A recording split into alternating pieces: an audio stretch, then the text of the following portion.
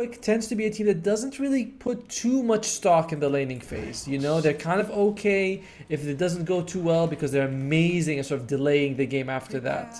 So that is kind of a nice thing for White Dragons. We'll see if Heroic has worked on that, or if they're like, nah, we're fine with our strategy of, like being a bit behind at the 10-minute mark. It's not a big deal for us. Yeah.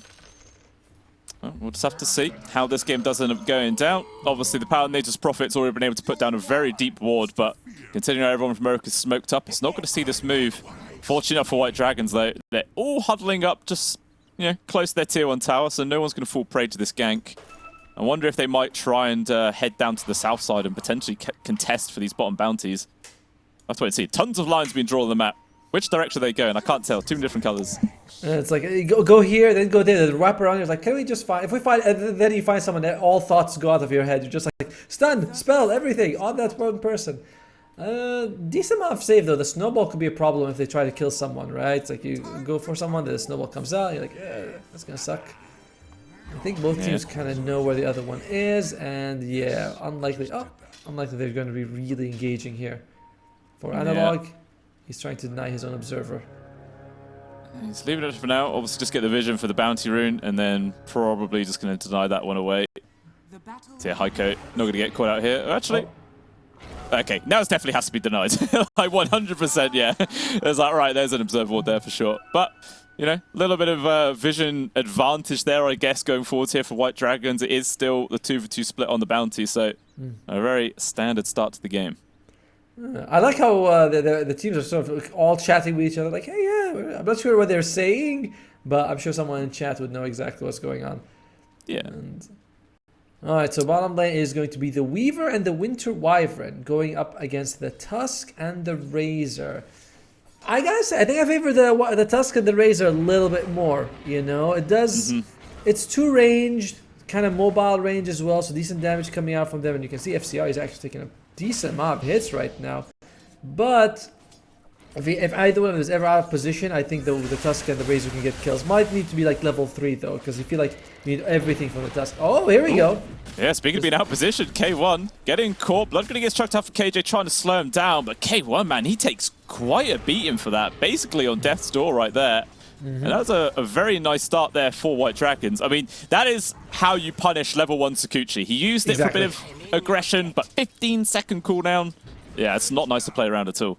By the way, do you know that this spell used to be 9-second cooldown at level 1? It was like 9, 7, 5, and 3.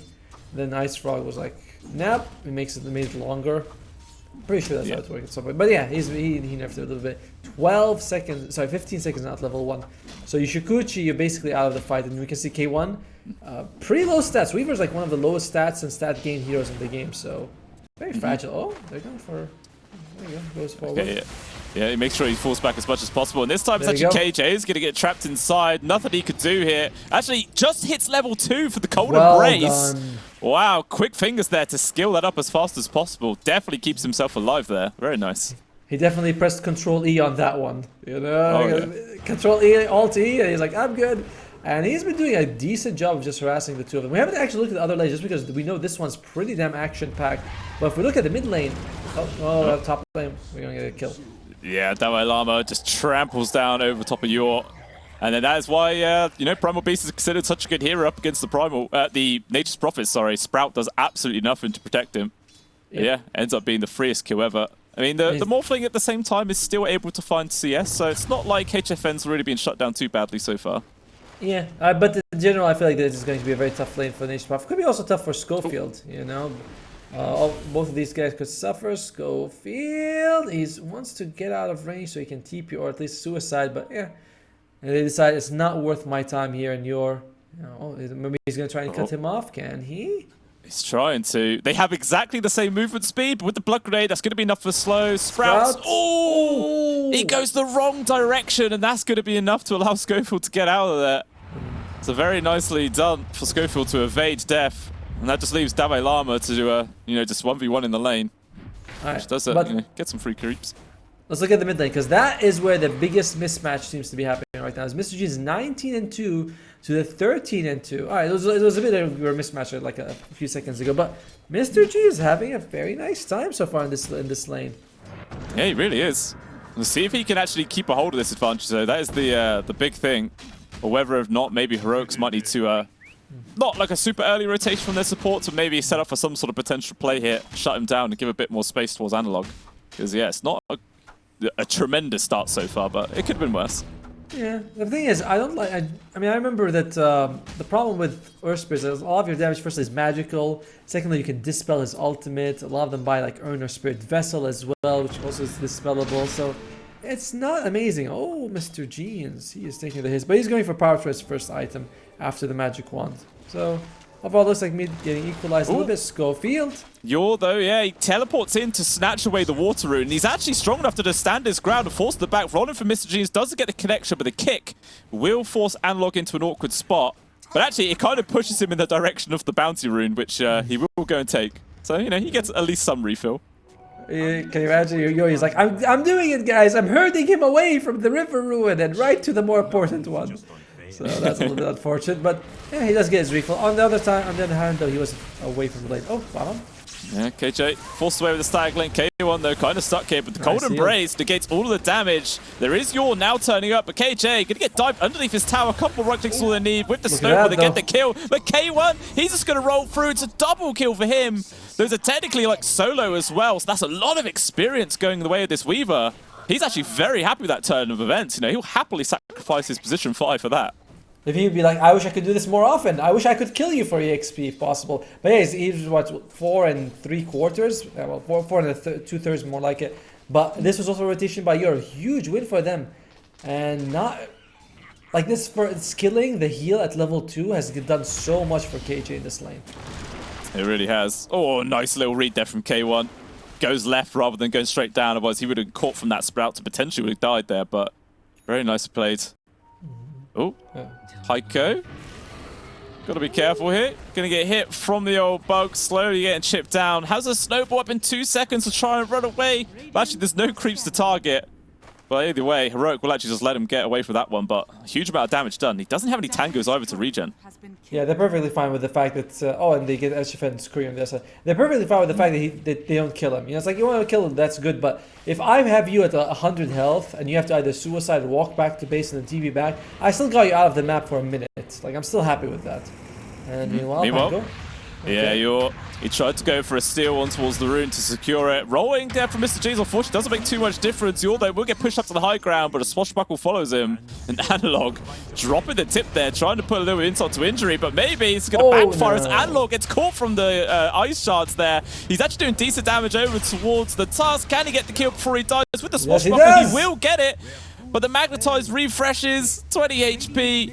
And he does eventually tick down. But, you know, technically that was a 2-for-1 exchange going the way of Analog, so you can't be too sad about that. Not at all. And of course, during that time, your 2 supports are in the other side lane. So your side lanes are farming very well. So this is a huge win from Heroic. Like, this lane stage is going way better than it was on Bulls, and they won that match 2-0. So good rotation by... Yeah, good rotation. They know. He's going to try and steal it. Roll in, Schofield. Oh, perfectly timed. Mr. Jean gets it. Balls up the Wizard Room, but here comes the response from Heroic. Can they catch out Mr. Jeans? Yor's actually coming on in here, maybe trying to lay a bit of a distraction. Schofield might go down. The final right click will actually get the kill. Analog, though, should be able to get the trade on towards the Nature's Prophet, which they definitely will. But even still, it's a 1-for-1 trade, and White Dragons get the Wisdom Rune on top of that. So they're very happy with that. Nice move by Devala, just poking him there. This is a bit of a problem, though. Schofield, he is only level 2 at 7.5. I don't... Like, at 8 minutes, you're considered good if you can get level 6. He's level 2. So... I'm not saying that, of course, he's a bad player, but this is like the very bad state of the game for Schofield. Yeah, I mean... It's not looking too great at all. We'll see if he's able to get much happening soon. I mean, he has to be around for 1 kill, I think, and he'll probably go up like 2 levels at this stage, which would be very, very nice. Oh. What are the levels on the enemy support? Sorry, on the dire supports. All level 4, but actually, when you consider levels on FCR, this Razor is also suffering, only level 4 as well. So he himself is having a pretty damn rough time right now at this bot lane. Also, K1's doing a tremendous job.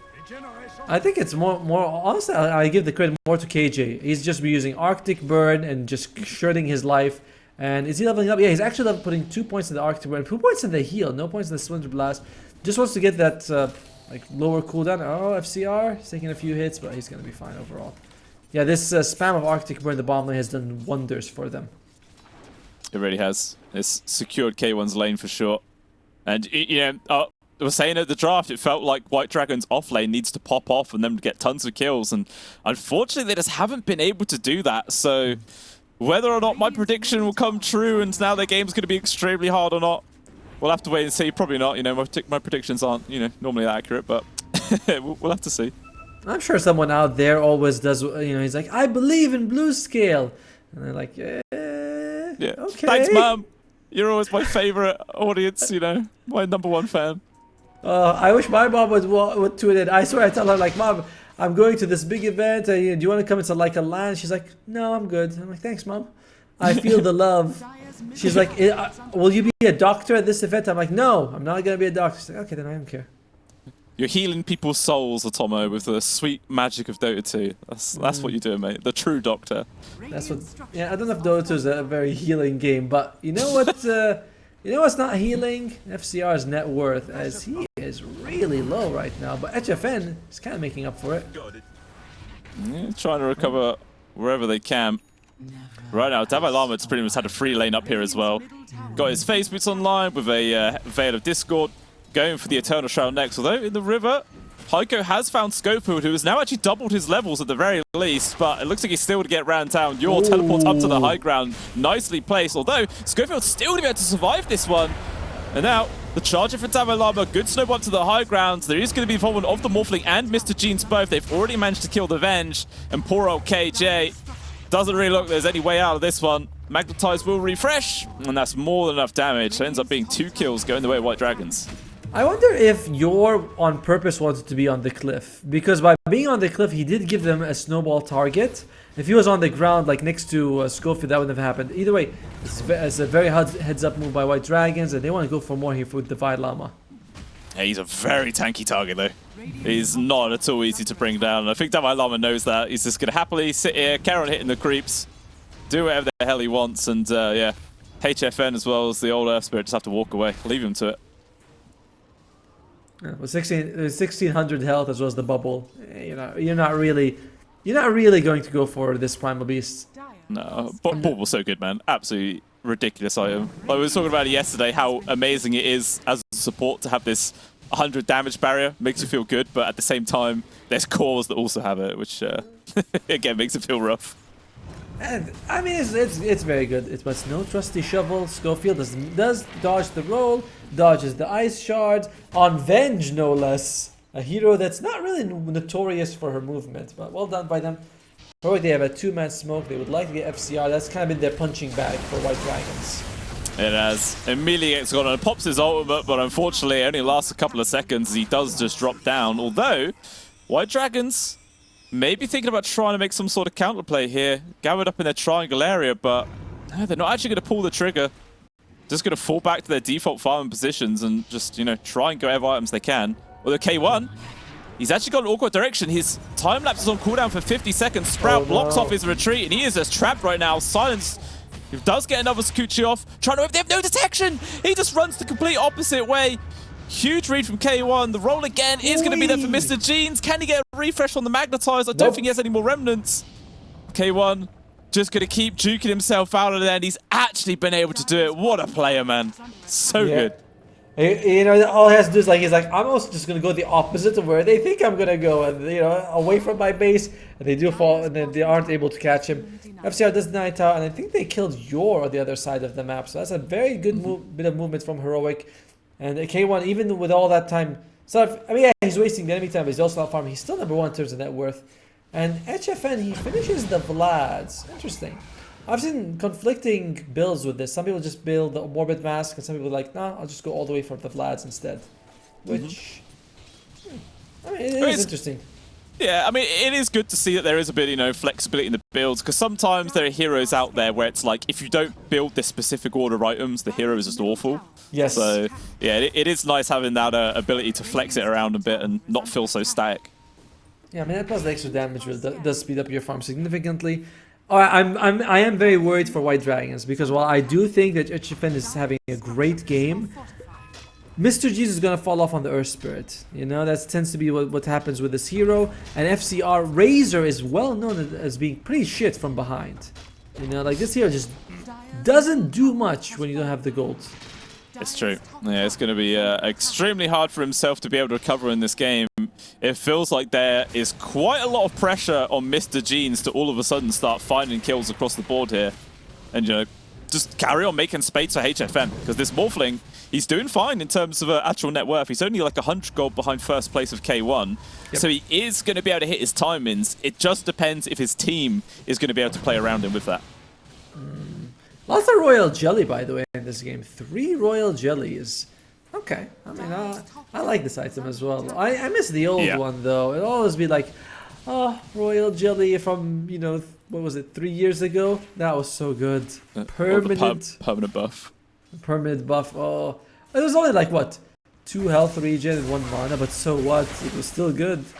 Yeah. You know, I actually really like the new jelly. It's pretty cool. You just give like a nice little burst of regen to whoever's nearby, whoever needs it. And even when you get your tier 2 items, you could just leave it in your backpack. It'll passively regenerate the charges, and you could just swap it in, get some extra HP and mana, and swap it back out. Like, it feels like a really nice item. I do like it. I like it too. Meanwhile, though, roll comes in, but no one is there. So Mr. Jeans kind of is like, is anyone here? Nope. And this is, again, a bit scary as Mr. Jeans' net worth continues to get further and further behind the Pangolier. Yeah, he is getting outpaced quite badly. And Heiko, maybe going to get caught. He actually does get himself into the trees fast enough, so the Tusk will be fine. But Heroic just come on in and easily secure the safety of their tower. At the same time, K1 has just completed a Desolator, and he wants to show a reveal right now, going on towards FCR. Oh. But the Razor knew it was coming, and he does manage to back off. Yeah, the creep's taking damage, so they're like, alright, yeah, he doesn't want to be there. Makes out in time. Plus, K1 wasn't really very committed. He didn't even throw the bugs on him, so it's kind of like, let me see. I think he expected the FCR to push the lane a bit further in. Then he was going to go, or he's just trying to farm up. And the damage is also kind of just decent, you know. We might need a +1 if you want to kill him before he TPs out. Oh, there you go. Yeah, Heiko has been found, trying to waste as much time as possible, but it is inevitable that he's going to go down here. Schofield with Dalai Lama find the grab. And that is the kill secured. And they do actually still find the grab at the top lane as well, so you're also dropping 2 supports of White Dragons. End up being a bit of free food there for Heroic. This is awkward. You can't really do too much on White Dragons. We saw this from the draft coming in. Like, you need the Razor to do well. That you mentioned that. We need Mr. Jeans to do well. He is, but he's not scaling very nicely. And only HFN. So can you put all your baskets at HFN and go 1v5? I don't think so. Yeah, they need, I guess, another round of items before they can actually start playing as a team. And they're going to be playing up against a Shiva's Guard now that was just completed from Dalai Lama. So that's not going to feel great at all. Yeah, they're just desperately trying to get something next. I mean, what does the Spirit have queued? Has a BKB queued up, but he's still 2,400 gold away. That's not happening anytime soon. And pretty much exactly the same for FCR as well. Also a million miles away from BKB.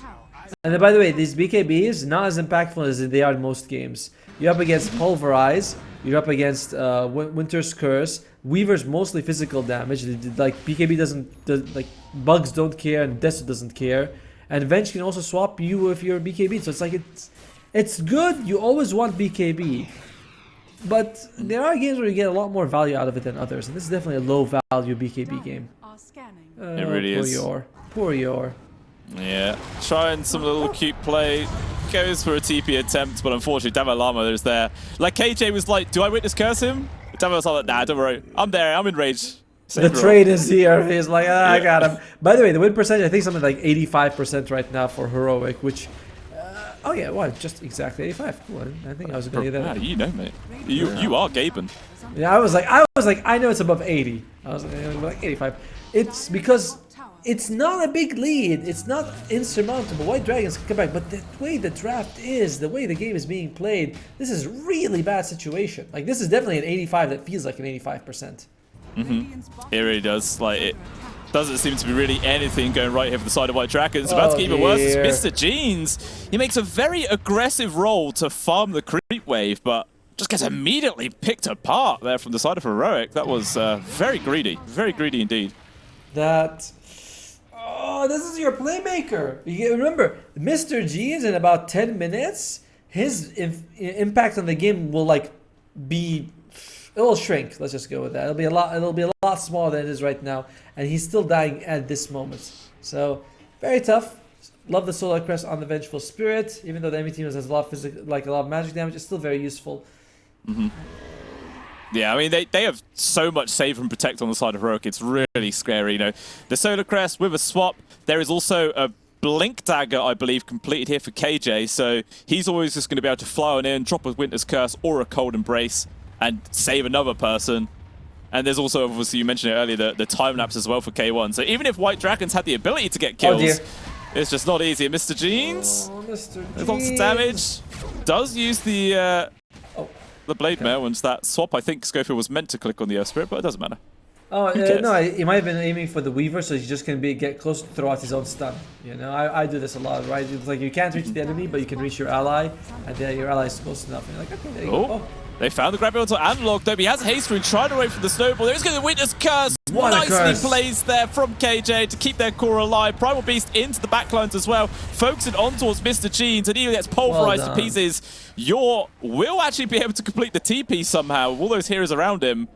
But that is a counter move there from Heroic, which ends up netting him a free kill. They were so close to getting something for White Dragons. There would have been a really nice kill on the Pango as well. He's top a second in the net worth. They're behind, would have been amplified.